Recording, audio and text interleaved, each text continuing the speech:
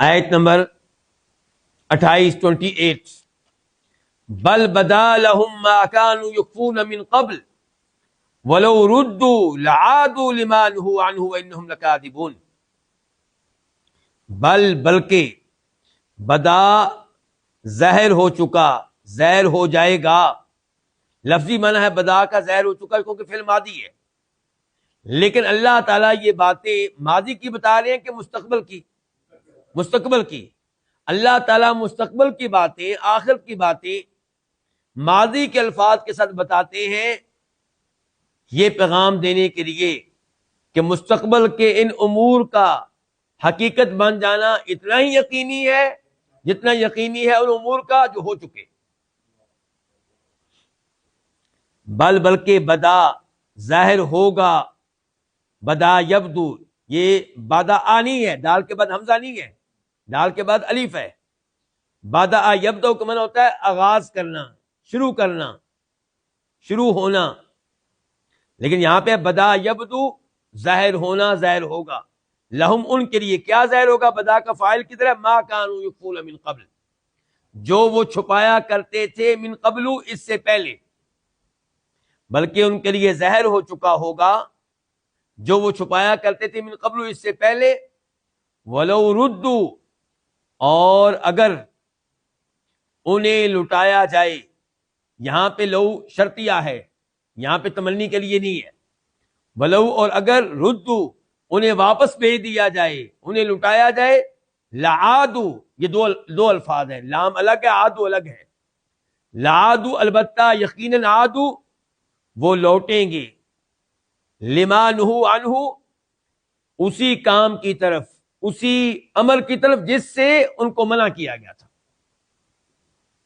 وَإِنَّهُمْ، اور بے شک وہ، لَكَاذِبُونَ، البتہ کاذبون، جھوٹے ہیں، جھوٹ کہنے والے ہیں. بڑی عظیم یہ آیت ہے. آیت نمبر 27 سے 27 سے یہ محسوس ہو رہا تھا کہ جیسے جہنم کی آگ کو دیکھ کے انہوں نے عبرت حاصل کر لی ہے، جہنم کی آگ کو دیکھ کے عبرت حاصل کر لیں گے اور سدھرنے کے لیے تیار ہو جائیں گے، ایمان لانے کے لیے تیار ہو جائیں گے، اور اب کبھی وہ کفر کی طرف نہیں جائیں گے، شرک کی طرف نہیں جائیں گے، تکذیب کی طرف نہیں جائیں گے. اللہ نے کہا بل، نہیں، ایسا کوئی معاملہ نہیں ہے، یہ غلط فہمی نہیں ہونی چاہیے. بس بات اتنی ہے، بلکہ بدا لہم، ان کے لیے واضح ہو چکا ہوگا، ما کانوا یخفون من قبل، وہ جس کو وہ اس سے پہلے چھپایا کرتے تھے. اس سے کیا مراد ہے؟ ان کے پہلے وہ چھپا رہے تھے، کیا کہہ رہے تھے؟ آیت نمبر 23 کہ اے ہمارے رب، اللہ کی قسم ہم شرک کرنے والے نہیں تھے، اپنا شرک چھپا رہے تھے. اب وہ شرک واضح ہو چکا ہوگا. ایک اس کی تفسیر یہ بیان کی گئی ہے، تو چھپانے کا یہ عمل کب تھا؟ وہیں پہ آخرت میں ہی. اور دوسری تفسیر یہ کہ چھپانے کا یہ عمل دنیا میں تھا، دنیا میں وہ چھپاتے تھے قرآن کی حقانیت کو اور سچائی کو. دل میں ان کو پتا تھا کہ اللہ کے نبی بھی سچے، قرآن بھی سچا علیہ الصلوۃ والسلام. تو اب ان کے لیے ظاہر ہو چکا وہ حق جس کو پہلے وہ چھپایا کرتے تھے.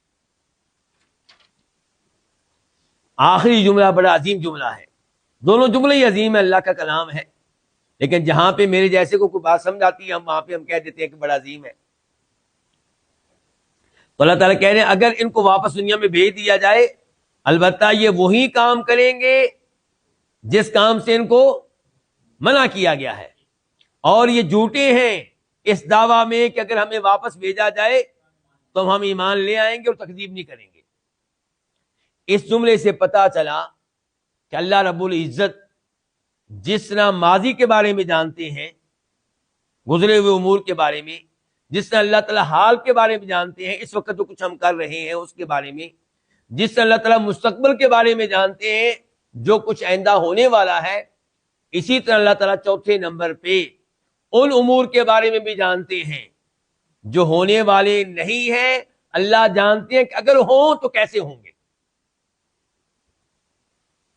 اگر ہوں تو کیسے ہوں گے. ان کو اللہ تعالیٰ کیا دنیا میں واپس بھیجیں گے؟ نہیں. لیکن اللہ کو معلوم ہے کہ اگر ان کو واپس بھیجا جائے تو یہ وہی حرکتیں کریں گے جو پہلے کرتے رہے. اس سے آپ جان سکتے ہیں کہ عالم الغیب کون ہے. تو انبیاء کرام علیہ السلام میں سے کسی ایک کو عالم الغیب قرار دینا، اللہ کے اولیاء میں سے کسی کو عالم الغیب قرار دینا، یہ بہت بڑی گمراہی ہے.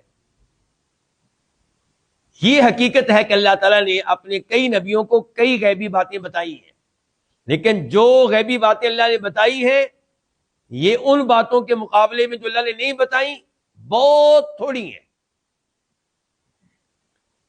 انبیاء کرام علیہ السلام کا ٹوٹل علم اللہ کے علم کے مقابلے میں ایسے ہی ہے جیسے سمندر کے وسیع و عریض پانی کے مقابلے میں پانی کا وہ قطرہ جو کوئی پرندہ اپنی چونچ میں لے لے. تو اس لیے انبیاء کرام علیہ السلام کو عالم الغیب کہنا یہ درست نہیں ہے، یہ عقیدہ قرآن کے عقیدے کے خلاف ہے.